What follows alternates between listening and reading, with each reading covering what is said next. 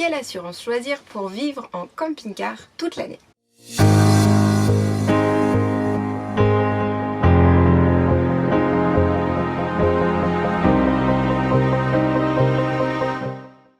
Salut tout le monde, on commence un nouveau format de vidéo pour les personnes qui souhaitent vivre de façon nomade.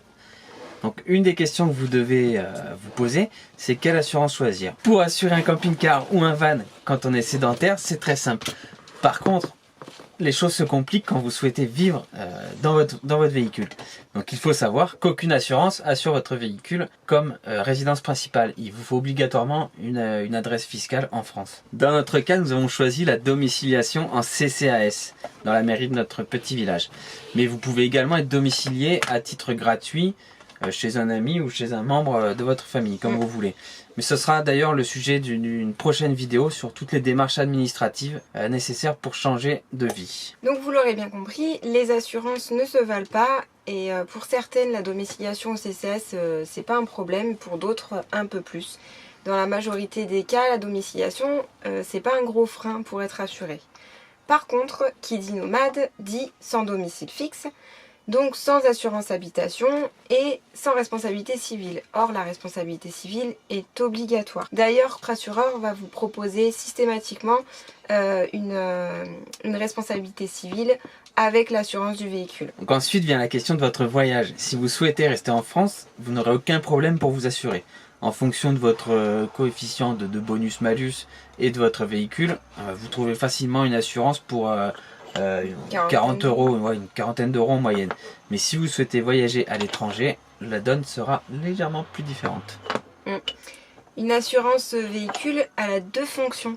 Vous assurer en cas de dommages et d'accidents responsables ou non. Et également une assistance en cas de panne. Celle qui prend en charge la dépanneuse, le rapatriement. Donc je connais pas le prix d'une dépanneuse, mais je pense que ça doit valoir quand même un petit prix. Et je préfère pas le payer. Surtout une dépanneuse pour camping-car. Ouais, surtout pour camping-car.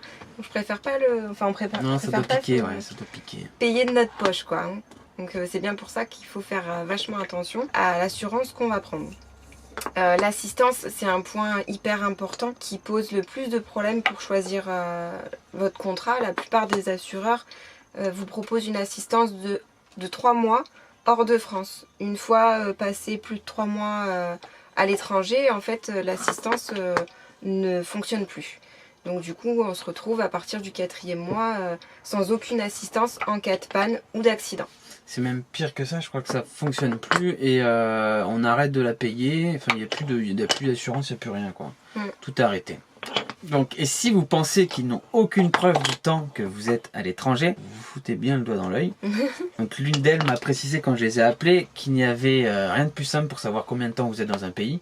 Uniquement en épluchant un petit peu vos relevés de compte, vos tickets de carte bleue. Il y a les dates, l'heure, il y a tout ce qu'il faut pour savoir depuis quand vous êtes dans ce pays-là.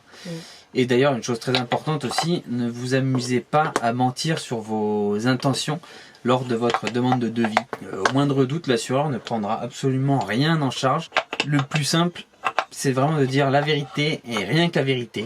Et n'hésitez pas à poser même plusieurs fois les questions lors de votre rendez-vous pour être sûr d'être assuré correctement. Ouais, qu'ils aient bien compris la démarche et qu'on ne se retrouve pas bec dans l'eau. Voilà, absolument. Donc du coup, avant de vous présenter la formule que nous on a choisie, on voulait vous expliquer pourquoi l'assistance est un point super important. 2 mois avant qu'on démarre en fait notre vie nomade, on est parti un petit peu sur les routes avec notre camping-car et en fait on s'est retrouvé dans une petite route du Vercors en pleine montée et en plein virage en épingle avec le cardan qui a cassé.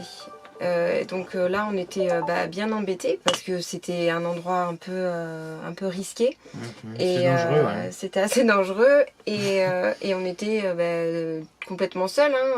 Donc on a eu notre assistance au téléphone qui nous a fait venir quelqu'un pour nous dépanner.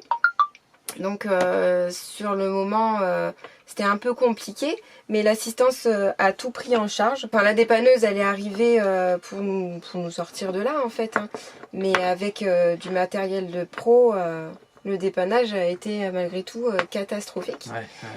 On a eu quand même pas mal de réparations à faire après sur le camping-car. On s'est retrouvé à un moment donné avec 2 roues dans le vide.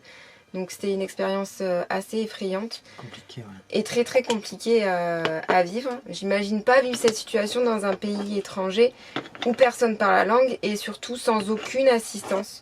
Parce qu'on aurait choisi une mauvaise assistance et que au-delà des 3 mois, on n'en aurait plus.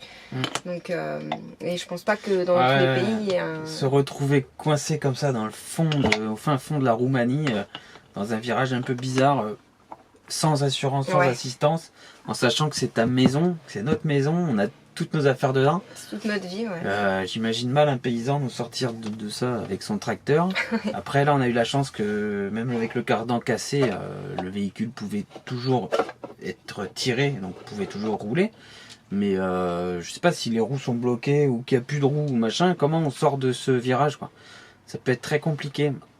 Ouais.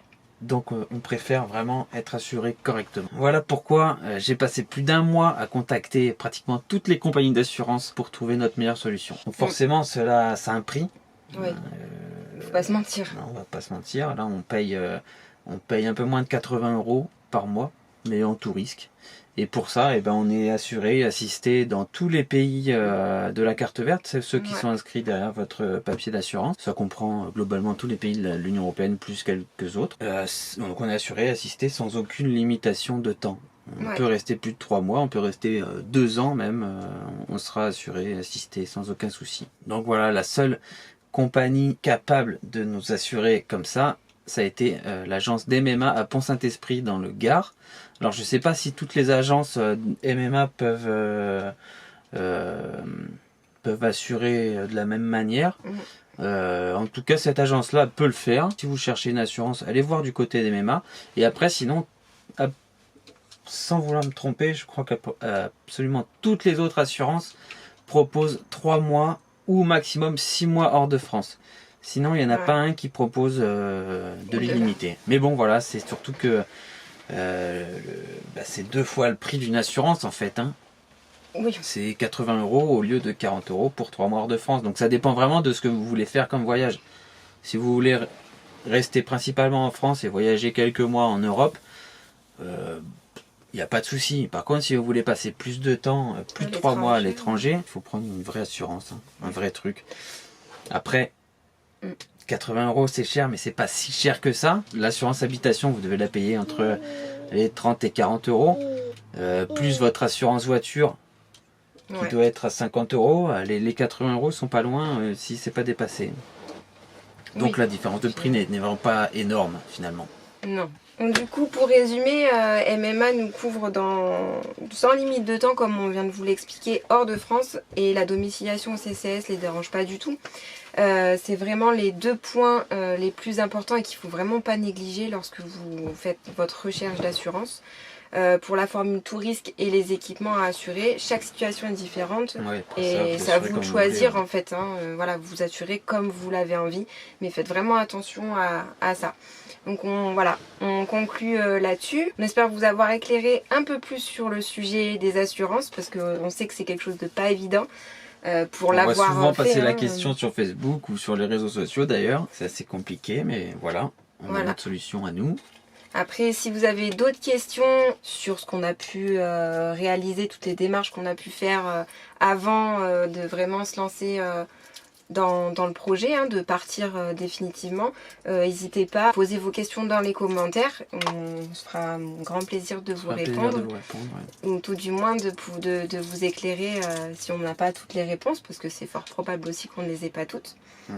Mais voilà, dites-nous aussi en commentaire ce que vous en avez pensé de cette vidéo. Voilà, et si vous avez d'autres questions sur comment vivre en camping-car à l'année, n'hésitez pas et on pense qu'on fera une prochaine vidéo sur les démarches administratives avant de partir. Voilà. Allez, ça marche, on fait comme ça. Allez. Ciao. Ciao.